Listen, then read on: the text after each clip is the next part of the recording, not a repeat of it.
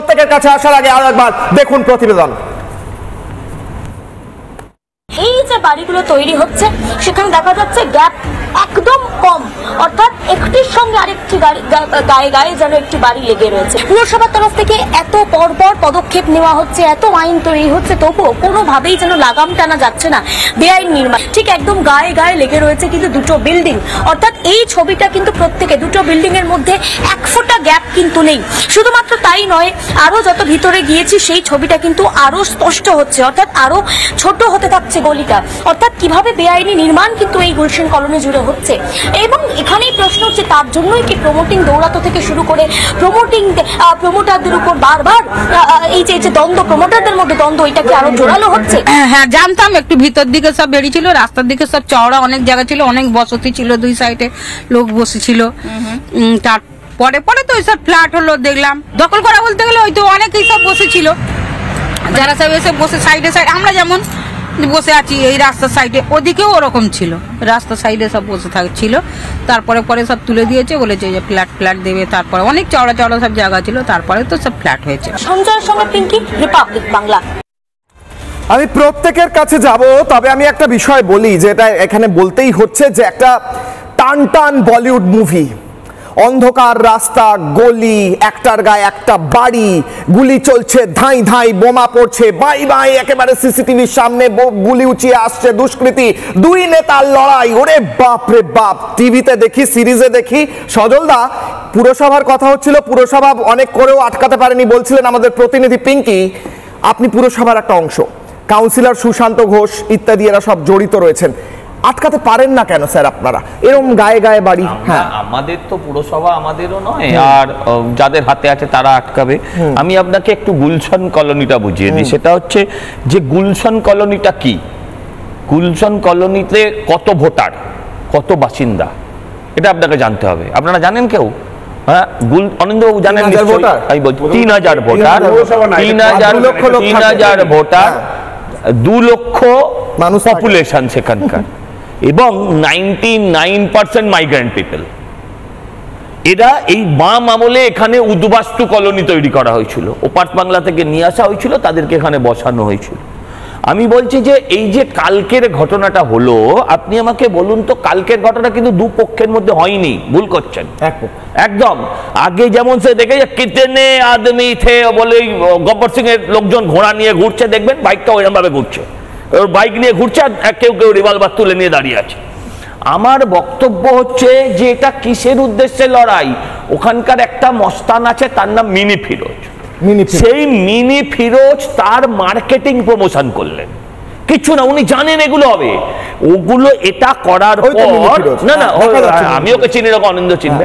হ্যাঁ, ঘটনা হচ্ছে যে এই যে এরকম বিজ্ঞাপন করলে তার মার্কেটিং হবে।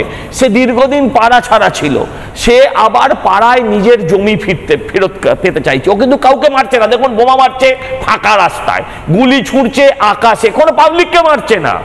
এটা হলো মার্কেটিং স্ট্র্যাটেজি সমাজ বিরোধীদের। তারা এসে মানুষকে সন্তুষ্ট করলো, ও নিজেকে আবার এক্সপোজ করলো যে আমি হারিয়ে যাইনি, আমি বাজারে আছি, আমাকে দাম দিতে হবে তোমাদের এবার থেকে।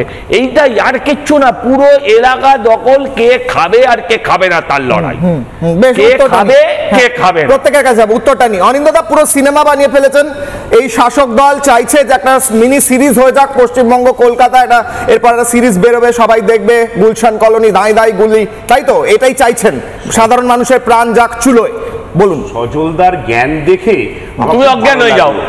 সমাজ বিরোধীদের মার্কেটিং স্ট্র্যাটেজি সজলদার জেনে ফেলেছেন। তারপরে সজলদার জানেন যে সমাজ বিরোধীরা কি মার্কেটিং স্ট্র্যাটেজি করে না কিন্তু এলাকা দখল করে। দেখুন, আমি তো এইসব ব্যাপারে জানি না। হ্যাঁ, তুমি তো সমাজসেবী সাধু। ফিরোজ নাকে আমার কাছে দুষ্কৃতি, ডেফিনেশন দুষ্কৃতি, তৃণমূলী নয়, তিনি এসেছেন, মার্কেটিং স্ট্র্যাটেজি হবে। দেখুন, আমরা তো এগুলো বলতে পারবো না, আমাদের কাছে হচ্ছে অন্যায় যে করবে। তুমি চিতপুর চলে যাও, চিতপুর। মমিতা খান ভালো কথা বলেছে, হিন্দু মুসলমান ঝামেলা লাগিয়ে দাও, সাধারণ মানুষকে ওখানে কোনো হিন্দু মুসলমান হবে না, ওখানে হিন্দু নেই, ওটা পুরো হিন্দু শূন্য, ওটা পুরো হিন্দু শূন্য। বেশ সময় কম আছে। আচ্ছা তাই তো দুষ্কৃতি একই দলে, তাই জন্য সব দুষ্কৃতি দুষ্কৃতি মিনি ফিরোজের দুষ্কৃতি, হায়দারের দুষ্কৃতি, সব দুষ্কৃতি এক জায়গায়, কোনো বিভাজন নেই। বেশ মৌমিতা, তারপর আসবো স্যারেদের কাছে। হ্যাঁ মৌমিতা, ভোট ব্যাংকের রাজনীতি এটা আজকের নয়, এটা আমি একেবারেই ঠিক বলেছি। হিন্দু মুসলিমকে দাগিয়ে দেওয়ার রাজনীতি শুরু হয়েছিল স্বাধীনতার পর। এই ভোট ব্যাংকের ইঞ্জিনিয়ারিং প্রথম তৈরি করেছিলেন আমাদের শ্রদ্ধেয় নেহেরুজি, এবং সেই জিনিসটাই পুরোপুরি একদম সেই চেন হয়ে আছে। কেন রাজীব গান্ধী প্রথমে করেননি ভোট ব্যাংক, মানে রাজীব গান্ধী করেননি অ্যাপিসমেন্ট পলিটিক্স?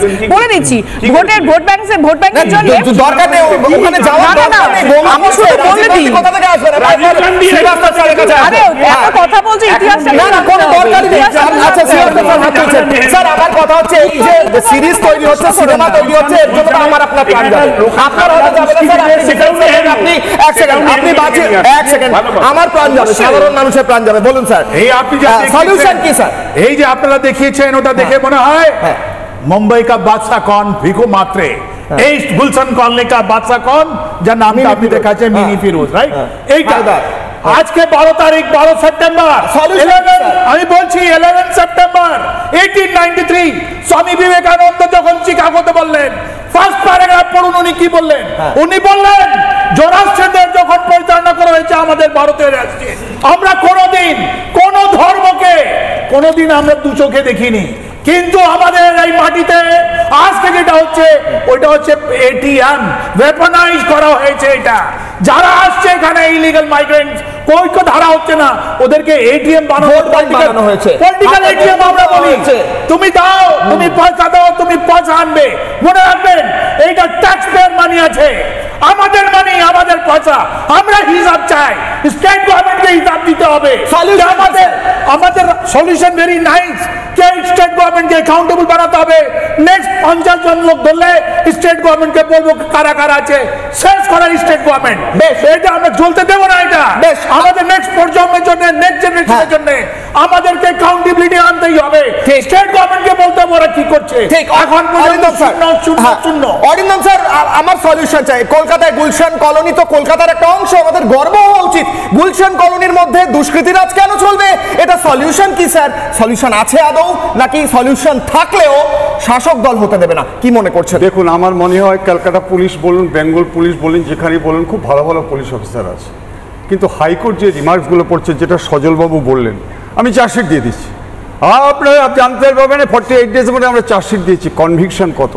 খুব দুর্ভাগ্যজনক পরিস্থিতির মধ্যে বলছে। আপনারা আজকে বকটুই কাণ্ড বললেন, বকটুই কাণ্ড হয়েছিল 2022-এ এবং 8 থেকে 10-12 জনের মৃত্যু হয়েছিল, কিন্তু সবচেয়ে দুর্ভাগ্যজনক সেটা হচ্ছে গত 2/8/2025-এ সিবিআই রিপোর্ট দিয়েছে হাইকোর্টকে যে এই পরিস্থিতির মধ্যে সাক্ষীরা আজকে সাক্ষী দিতে চাচ্ছে না। অতএব আমার এখান থেকে আজকে প্রেসটাকে বের করতে হবে, কারণ পশ্চিমবঙ্গের যে আজকে ভয়াবহ ব্যাপার আজকে রয়েছে, মানুষ সাক্ষী দিতে চাচ্ছে না। চার্জশিট দিলে হবে না, চার্জশিট দিলে শাস্তি হবে না।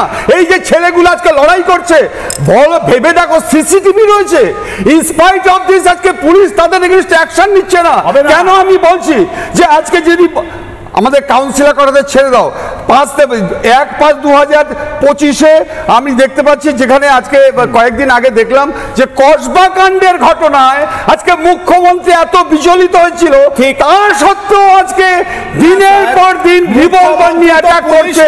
স্যার, পুলিশ মন্ত্রী চাইলে এটা ওনার হাতের বাইরে, অসহায় পুলিশ মন্ত্রী না ইচ্ছে করে পুলিশ মন্ত্রী মুখ্যমন্ত্রী চাইছেন এরকম হোক। আমি শেষ করছি 28/6/2025 কসবা কাণ্ডে কি মনোজিৎ মিশ্র, আপনি বলুন যে সেই ঘটনায় মাননীয় মুখ্যমন্ত্রী বিচলিত, কিন্তু তারপরে কসবা থানার আন্ডারে আজকে এই ঘটনা ঘটছে। মমতা বন্দ্যোপাধ্যায় চান এরকম চলুক একদম 10 সেকেন্ডে। উনি যদি না চলেন, গুন্ডা কন্ট্রোল করেন যিনি, তিনি এখন গুন্ডা কন্ট্রোল করতে পারছেন না। স্বাভাবিকভাবে ফ্র্যাঙ্কেনস্টাইন যে সৃষ্টি করেছিলেন, ফ্র্যাঙ্কেনস্টাইন পরবর্তীকালে তাকেই ধ্বংস করতে চাইছিল। এইটা তো ইতিহাসের পুনরাবৃত্তি। এই যে ঘটনা যে কবর উনি খুঁড়েছেন সেই কবরে কি নিজেই ঢুকবেন, এতে কোনো ভুল নেই। মমতা বন্দ্যোপাধ্যায় চান এরকম হোক, তাই কি মনে হচ্ছে? 10 সেকেন্ড, তারপর আমি অনিন্দ্যতাকে বক্তব্য দেখো, মমতা বন্দ্যোপাধ্যায়ের সোজা কথা, আজকে ওনার এখানে আমি ওনাকে একটু ভীষ্মের সাথে তুলনা করব, কারণ ভীষ্ম একাধারে যেরকম ধর্মপরায়ণ ছিলেন সেরকম ভাবে উনি কৌরবদেরকেও কিন্তু সমানে সাপোর্ট করে গেছেন। তো মমতা বন্দ্যোপাধ্যায় ধর্মপরায়ণ কতটা সেটা নিয়ে আমি কথা বলবো না, কিন্তু এটুকু পরিষ্কারভাবে বোঝা যাচ্ছে যে উনি দিনের পর দিন ধরে মুখে কুলুপ লাগিয়ে আজকে ওনার যে একটা রাজনৈতিক ইতিহাস ছিল জড়িত, যেটা এনডিএ কোয়ালিশনে উনি ছিলেন, সেই সুন্দর হিস্ট্রিটাকে উনি বারবার ধরে ভুলিয়ে দিতে চাইছেন একটা অ্যান্টি বিজেপি ইমেজ ক্রিয়েট করার জন্য। অনিন্দ্য বাবু, মমতা বন্দ্যোপাধ্যায় মুখ্যমন্ত্রী, আবারও জিজ্ঞেস করছি, দায় তার নয়? কেন চাইছেন এরকম হোক রাজ্যটা? একদম 10 সেকেন্ডে। আমাদের রাজ্যে কেউ কোনো অন্যায় করে তার ধরা পড়ে, দুষ্কৃতি ধরা পড়ে, আর তার জন্যই সেন্ট্রাল গভর্নমেন্ট এনসিআরবি রিপোর্ট অনুযায়ী বলেন যে এখানে কলকাতা হচ্ছে ভারতের মধ্যে সবথেকে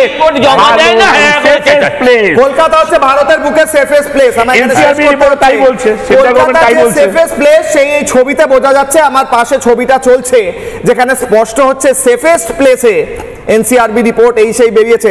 আচ্ছা বলুন তো, যখন আপনার সামনে একটা বন্দুক ধরতে আসবে আবার বোমা নিয়ে তেড়ে আসবে, আপনি তার মুখে এনসিআরবি রিপোর্টটা ধরবেন? এই দেখুন এনসিআরবি রিপোর্ট, এটা সেফেস্ট সিটি, বন্দুক নিয়ে ঘুরে উল্টো দিকে চলে যান, সেও চলে যাবে। এই বন্দুক গুলি এনসিআরবি রিপোর্ট দিয়ে হিসেব হয়? এই বলে শেষ করতে হচ্ছে আজকে কিশোরের অগ্নিবাণ। নানা ধরনের কন্টেন্ট দেখার জন্য লাইক করুন, শেয়ার করুন আমাদের ফেসবুক পেজ, সাবস্ক্রাইব করুন আমাদের ইউটিউব চ্যানেল। পাশাপাশি অন্যান্য ব্রেকিং নিউজের জন্য অবশ্যই চোখ রাখুন রিপাবলিক বাংলায়।